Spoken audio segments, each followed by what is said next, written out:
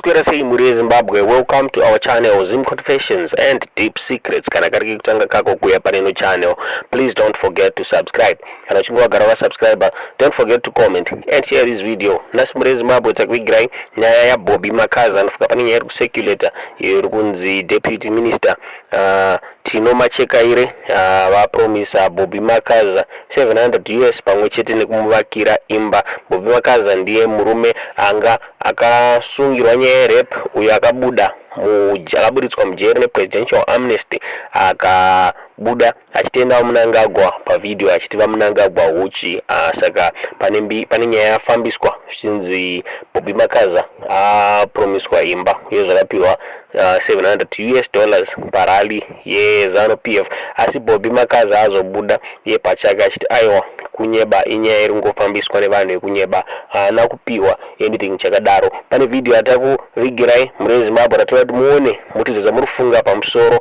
penyaya iyi mucomment section.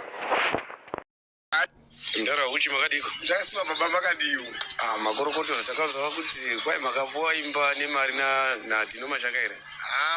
Zvazvinzwa izvi takangonzwa zvichitaurika asi hapana mari chada tichaona izvi. Muzivanana here Machekaire wacho? Aiwa hatongozivi. Saka haana kupai kana mari? Aiwa handina mari yada tichapiwa. Saka social media inonorevere nhema iri kuti mapuwa imba nemari. Ndozviri kungobuda mekuti vanoti vaoda kutiita sei. Vaoda kuuraya neBP. Vaoda kushukuriza kuti ndigoni ndapfuma indisina. Thank you. Ndotenda baba.